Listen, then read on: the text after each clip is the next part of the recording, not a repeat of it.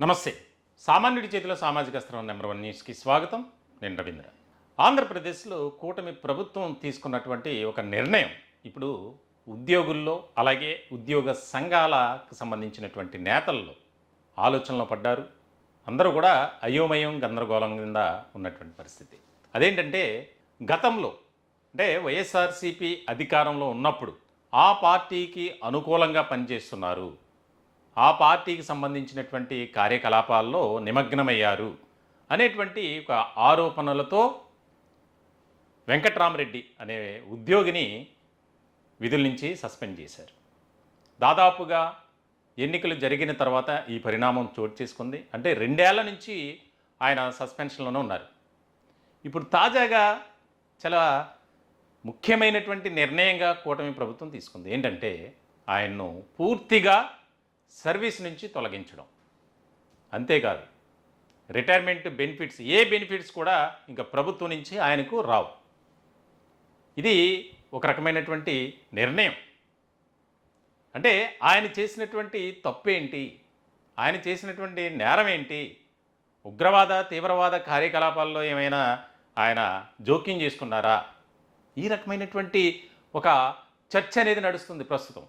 తాజాగా తీసుకున్నటువంటి కూటమి ప్రభుత్వం నిర్ణయం అనేక రకాల అనుమానాలకు తావిస్తుంది. ఈ రకమైనటువంటి విధానం ఏంటి అంటే, ఎవరైతే మీ చెప్పు చేతల్లో ఉంటారో వారికి మాత్రమే మీరు సపోర్ట్ చేస్తారా, ఈ రకమైనటువంటి చర్చ.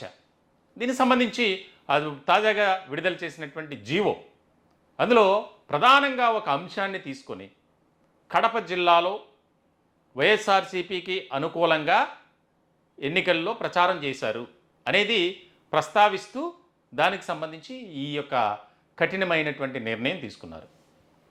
దానికి సంబంధించి అసలు ఏముంది, general administration department GAD GOMS number 43 దీనికి సంబంధించి అందులో ప్రధానంగా ఒక విషయాన్ని ప్రస్తావించారు. Shri K Venkatramareddy, section officer, Panchayati Raj and rural development department, working as assistant secretary to government on in-charge basis, also working as president, Andhra Pradesh Secretariat Association, AP Secretariat, under suspension, violated the model code of conduct and conducted meeting with RTC employees in RTC depot of Badvel, Maidukuru, Produtturu and Kadapa, along with RTC union leader Sri C. Chandraya, and campaigned and distributed pamphlets of Praja Ravana Shaka Mitrulara, ప్రభుత్వ రుణం తీర్చుకోండి, by influencing the RTC employees to favour of YSRCP political party.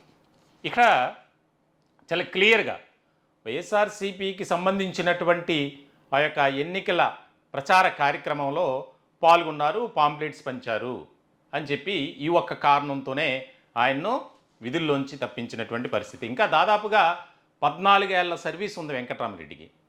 అంటే ఏదైనా తప్పు చేయకుండా అయితే ఎవరు ఉండరు. మరి కూటమి ప్రభుత్వం ఒక రకమైనటువంటి విధానంతో ఆలోచన చేయాలి.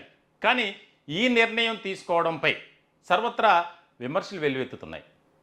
వాస్తవానికి ఇప్పుడు ఆంధ్రప్రదేశ్లో రాష్ట్ర ప్రభుత్వ ఉద్యోగులు, అలాగే పెన్షనర్లు ఏ రకమైనటువంటి సమస్యలను ఎదుర్కొంటున్నారు, ఎట్లాంటి ప్రతికూలమైనటువంటి పరిస్థితుల్లో ఉన్నారో అందరికీ తెలుసు. వేల కోట్ల బకాయిలు చెల్లించాలి. దాని గురించి వెంకట్రామరెడ్డి పదే పదే ఆయన ప్రశ్నిస్తున్నారు.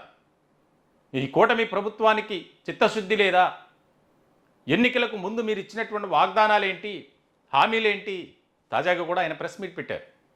దానికి సంబంధించి మరి కూటమి ప్రభుత్వం ఒక రకమైనటువంటి కక్షపూరితమైనటువంటి విధానంతోనే ఆలోచన చేసింది అనేది ఉద్యోగ వర్గాల్లో జరుగుతున్నటువంటి చర్చ. ఇది మా అభిప్రాయం కాదు, మాకు వచ్చినటువంటి ఫీడ్బ్యాక్ ఏదైతే ఉందో దాని ప్రకారమే చెప్తున్నాం. ఎందుకంటే సామాన్యుడి చేతిలో సామాజిక అస్త్రం నెంబర్ 1 న్యూస్ ఇప్పుడు కూడా సామాన్యుడి పక్షాన్ని నిలబడుతుంది. దానిలో భాగంగానే ఉద్యోగుల సమస్యలు, కాంట్రాక్ట్ ఎంప్లాయీ సమస్యలు, ఇట్లా పెన్షనర్ల సమస్యలు అన్నింటిని కూడా మేము సమాజానికి తెలియజేస్తున్నాం, ప్రభుత్వానికి తెలియజేస్తున్నాం. ప్రభుత్వం సానుకూలమైనటువంటి విధానంతో ఆలోచన చేస్తుంది, చర్యలు తీసుకుంటుంది, అది శుభ పరిణామమే. కానీ ఈయన విషయంలో వెంకట్రామరెడ్డి ఆయనకు సంబంధించినటువంటి విషయంలో ఎంతో భవిష్యత్తు ఉన్నటువంటి అధికారి, ఆయనపై ఈ రకమైనటువంటి యాక్షన్ తీసుకోవటం చాలా బాధాకరమని చాలామంది తమ అభిప్రాయాలను వ్యక్తం చేస్తున్నారు. ఒకసారి వెంకటరామరెడ్డి గారితో కూడా మాట్లాడే ప్రయత్నం చేద్దాం. ఆయన కార్యాచరణ ఏ విధంగా ఉండబోతుంది, దీనికి సంబంధించి ఇది ఉద్యోగ వర్గాలకు సంబంధించింది కాదు, కానీ ఒక ఉద్యోగ సంఘం నాయకుడికి జరిగినటువంటి ఈ యొక్క ఏదైతే ఉందో దీనికి సంబంధించి మరి మిగిలినటువంటి ఉద్యోగ సంఘ నేతలు ఏ రకంగా స్పందిస్తారు, ఆయన ఏ విధంగా ముందుకు వెళ్ళబోతున్నారు అనేది వెంకటరామరెడ్డి గారితో మాట్లాడే ప్రయత్నం చేద్దాం. హలో సార్ నమస్తే, వెంకటరామరెడ్డి గారా? అవునండి సార్ నేను రవీంద్ర, నెంబర్ 1 న్యూస్ నుంచి సార్. సార్ ఇప్పుడు తాజాగా గవర్నమెంట్ ఒక జీవో ఇచ్చింది, దానికి సంబంధించి బాధాకరమైనటువంటి విషయమే. ఎందుకు ఈ నిర్ణయం ఇంతగా తీసుకుంటే కఠినంగా, అంటే మీరేం చెప్తారు సార్? ప్రశ్నించే వాళ్ళని చూస్తే గవర్నమెంట్ భయపడుతుంది నా, అంతే సింపుల్ కనపడేది, వేరే ఏం ఇందులో ఏం కనపడడం ఏం లేదు. ఓకే. నా మీద ఒక ఎలక్షన్ ప్రచారం చేసే అనే ఆరోపణ చేశారు నా. అవును. నేను 4 డిపోలు తిరిగాను అనేది ఆరోపణ. బద్వేలు, మైదుకూరు, కడప, ప్రొద్దుటూరు 4 డిపోలు తిరిగి ప్రచారం చేసిన అని వాళ్ళు ఇచ్చిన ఆరోపణ, ఒకటే ఒక ఆరోపణ. అవును. ఆ ఆరోపణకు ఆ డిపో నేను కాదు, ఆ డిపో 4 డిపో మేనేజర్లు చాలా క్లియర్గా ఇక్కడ ఎలాంటి ఎన్నికల ప్రచారం జరగలేదని స్పష్టంగా వాళ్ళు ఇచ్చిన రిపోర్ట్ లో ఉంది. ఓకే. ఇంకా ఏ రకంగా దానికి అంటే గవర్నమెంట్ ఏదో ఒక ఆరోపణ వచ్చింది, దాన్ని అడ్డం పెట్టుకుని అడ్డగోలుగా చేసేయాలా? ఒకరిని చేస్తే ఎవరు భయపడతారు, ఎవరు మాట్లాడరు, ఏం చేయలేము. మనం ఇప్పుడు గవర్నమెంట్ వచ్చి 2 నెలలు అయింది. 2 నెలలు ఎంప్లాయీస్ చేసిన ఒక్క బెనిఫిట్ చెప్పానండి, ఒక్క ఎంప్లాయీస్ పలానా చేసినామని చెప్పానండి. ఒక్క పని చేసిన ఎంప్లాయీస్ కు చాలా హామీలు ఇచ్చిండ్రు. హామీలు ఒక్క హామీ అమలు చేయలేదు. హామీలు పక్కన పెట్టి ఒక డిఏ 4 ఏళ్ళలో ఒక డిఏ, 4 డిఏలకు ఒక డిఏ ఇచ్చేది, 2 నెలల్లో ఒక డిఏ ఇచ్చేది. అంటే ఎంప్లాయీస్ ఇంత మోసం చేయడం కోసం, ఎవరు మాట్లాడకుండా కోసం, అంటే వాళ్ళు ఏం చేసినా ఎంప్లాయీస్ ఎవరు ఎదురు తిరిగి మాట్లాడొద్దు అని ఒక ఒక ఇండికేషన్ పంపడం కోసం ఇది చేసింది, అంతకుమించి వేరే ఏం కనపడడం లేదు. ఎందుకంటే ఒకటి, ఈ ఎంప్లాయీస్ రాజకీయంగా వాడుకోవడం అనేది వాళ్ళే చేసింది, ఎవరు చేయలే. ఈ ప్రభుత్వము, ఈ ముఖ్యమంత్రి గారే ఎంప్లాయీస్ రాజకీయంగా వాడుకోవడం అనేది మొదలు పెట్టింది. మీరు లాస్ట్ 2014-19 మధ్య చూడండి, ముఖ్యమంత్రి గారు ప్యాకేజ్ బాగుంది అనగానే అంటే ఎంప్లాయీస్ అంతా బస్సులు వేసుకుని వచ్చి నవనిర్మాణ దీక్షలో కూర్చోవాలి. ముఖ్యమంత్రి గారు ప్యాకేజ్ బాగాలేదు, ప్రత్యేక హోదా కావాలంటే ఫ్లైట్ వేసుకొని ఢిల్లీ పోయి నల్ల సొక్కాలు వేసుకుని ఆడ కూర్చొని బీజేపీని తిట్టాలి. ఎంప్లాయీస్ అంతా చేయలేదా 14-19 మధ్య? స్పష్టంగా వీడియోలు ఉన్నాయి. వీడియోలు ఎంప్లాయీస్ నువ్వు ముఖ్యమంత్రిగా ఉండి నువ్వు ఎంప్లాయీస్ ని తీసుకెళ్లి నల్ల చొక్కాలు వేసి ఒక పొలిటికల్ మీటింగ్ ఎట్లా కూర్చోబెడతావు, వాళ్ళతో బీజేపీ ఎట్లా తిప్పిస్తావు? అది నువ్వు చేసి అలాంటి పనులు మేము చేసామా? ఒక ఆధారం చెప్పి, నేను పలానా పార్టీకి ఓటేయండి అని చెప్పిన ఆధారం ఒకటి ఉంటే చెప్పండి. అదే ఆ టైంలో ఉద్యోగ సంఘ నాయకులందరూ ఇప్పుడు ఏపీ ఎన్జిఓ ప్రెసిడెంట్ కర్ణాటకకి వెళ్ళి బీజేపీ నోటించారని బహిరంగ ప్రచారం చేయలేదా? ఎవరు వెళ్ళి ఎంప్లాయీస్ వాడుకున్నారు పొలిటికల్ గా? అలాంటి ఆరోపణలు వచ్చి ఆ రోజు 2019లో కొత్త ప్రభుత్వం వచ్చారు. అప్పుడు ముఖ్యమంత్రి జగన్మోహన్ రెడ్డి గారు ఏం చెప్పారు? మీరు పనులు చేయించుకోవడానికి కొంత ముఖ్యమంత్రిని పోయిండొచ్చు, కొంత పొలిటికల్ మాట్లాడిండొచ్చు, అలాంటివి పట్టించుకోము, మీరు ఎంప్లాయీస్ కోసం పని చేయండి, మేము కావాల్సింది చేస్తామని చెప్పి ఉందాగా చెప్పిండు. ముఖ్యమంత్రి అంటే అట్లా ఉందాగా ఉండాలి, అది పెద్ద మనిస్తారా? అలాంటివి ఇప్పుడు ముఖ్యమంత్రికి ఏం లేవు. అడ్డగోలుగా ఎంప్లాయీస్ వాయిస్ రాకూడదని చేసింది, అంతే. దాంట్లో ఏం సింపుల్ గా అంతే, ఎంప్లాయీస్ భయపెట్టే కోసం చేసిన పని. సరే, ఇప్పుడు ఈ యొక్క హఠాత్ పరిణామం మాట్లాడతాం, లేకపోతే ఎంప్లాయీస్ తరఫున వాయిస్ వినిపించడానికి ఏమి ఇబ్బంది ఏం లేదు కదా. ఖచ్చితంగా ఎంప్లాయీస్ ఇష్యూ వచ్చినప్పుడు ఖచ్చితంగా మాట్లాడతాం. సార్ వెంకటరామరెడ్డి గారు, ఇప్పుడు ఈ హఠాత్ పరిణామం ఏదైతే ఉందో దీనికి సంబంధించి మిగిలినటువంటి ఉద్యోగ సంఘ నేతలు ఎవరైనా మిమ్మల్ని సంప్రదించడం జరిగిందా? దీనికి సంబంధించి ముందుకు వెళ్దామని? ఇంకా అంటే జస్ట్ ఒక అరగంట ఆర్డర్స్ ఇచ్చి, నాకు కూడా ఆర్డర్ కాపీ రాలేదు. అంటే వాళ్ళైనా భయపడతారు కదా. ఇప్పుడు నా మీద ఒక పార్టీ ముద్ర వేసినప్పుడు నా దగ్గర రావడానికి ఎవరైనా భయపడతారు కదా. అలాంటి భయం క్రియేట్ చేయడానికి ఇలాంటి చర్య. ఓకే సార్, నాతో ఎవరు రాకూడదు, నాతో ఎవరు మాట్లాడకూడదు అనే భయపెట్టడం కోసమే ఇది ఎలాంటి ఆధారం లేకుండా అసలు డిస్మిస్ చేయాలంటే దానికి రూల్స్ ఉన్నాయి. తీవ్రమైన తప్పుదలు, ఫైనాన్షియల్ ఇరాగ్యులారిటీ చేస్తేనో, పైగా 2 పెళ్లి చేసిన ఇట్లాంటి కొన్ని తీవ్రమైన తప్పిదాలకే డిస్మిస్ అనే పనిష్మెంట్ ఇంపోజ్ చేస్తారు. ఎట్ట పడితే అడ్డగోలుగా ఇంపోజ్ చేయడానికి లేదు. దీంట్లో ఎలాంటి ఒక్క ఆధారం కూడా లేకుండా ఇటువంటి చేసిందంటే వాళ్ళు కావాలని చేసిందే. అంటే ప్రస్తుతానికి అయితే పని జరుగుతుంది, కోర్టు పోయి వచ్చినప్పుడు మళ్ళీ చూద్దాం. అంటే మీరు న్యాయపరంగా పోరాటం చేసే ఆలోచన ఖచ్చితంగా ఉంటది. ఏ రకంగా ముందుకు వెళ్ళబోతున్నారు సార్?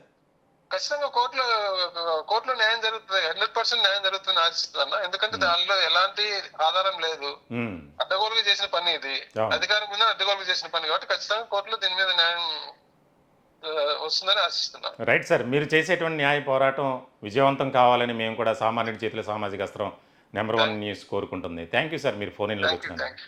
ఇదండి పరిస్థితి. అంటే దానికి సంబంధించి ఎక్కడా కూడా నేను ఎన్నికల ప్రచారంలో పాల్గొన్నాను అని ఎక్కడా కూడా నిరూపితం కాలేదు. దీనికి సంబంధించి మరి ఎందుకు కూటమి ప్రభుత్వం ఈ విధంగా నిర్ణయం తీసుకుందో అర్థం కావట్లేదు. ఉద్యోగుల సమస్యలపై పోరాటం చేస్తున్నాను, నేను ప్రశ్నిస్తున్నాను కాబట్టి నన్ను ఈ విధంగా చూస్తుంది, నాపై ఈ రకమైనటువంటి చర్యలు తీసుకుంది కాబట్టి నా పోరాటం అనేది కొనసాగుతుంది. ఖచ్చితంగా న్యాయస్థానంలో నేను విజయం సాధిస్తాననే నమ్మకం అయితే నాలో ఉందని వెంకటరామరెడ్డి గారు దానికి సంబంధించి ఫోన్ ఇన్లో మాట్లాడుతున్నారు. ఏదేమైనప్పటికీ కూటమి ప్రభుత్వం ఒక ఆలోచనతో ఉండాల్సింది. ఎందుకంటే ఈ నిర్ణయం తీసుకోవటం వెనుక ఉద్యోగుల్లో ఒక రకమైనటువంటి ఆందోళన, ఉద్యోగ సంఘ నేతల్లో కూడా ఒక రకమైనటువంటి కలవరం నెలకొందనే చెప్పాలి. దీనికి సంబంధించి మరి ప్రభుత్వం ఏ రకమైనటువంటి క్లారిటీ అనేది ఇక్కడ ఇస్తుంది అనేది కూడా చాలా కీలకమైనటువంటి పరిణామం. ఎందుకంటే కూటమి నేతలు ఎన్నికలకు ముందు ఉద్యోగ సంఘాల నేతలతో భేటీ అయ్యారు, ఉద్యోగ సంఘ నాయకులకు మాటిచ్చారు, ఉద్యోగుల తరపున మేము ఉంటాం, వారి సంక్షేమమే మా ధ్యేయం అని చెప్పినటువంటి ఈ కూటమి పెద్దలు మరి ఇప్పుడు ఈ రకమైనటువంటి నిర్ణయం తీసుకోవడం వెనుక ఆంతర్యం ఏమిటో అర్థం కాని పరిస్థితి. ఈ టాపిక్పై మీ విలువైనటువంటి అభిప్రాయాలను కామెంట్ రూపంలో తెలియజేయండి. దయచేసి మా ఛానల్ని సబ్స్క్రైబ్ చేసుకోండి. Thank you.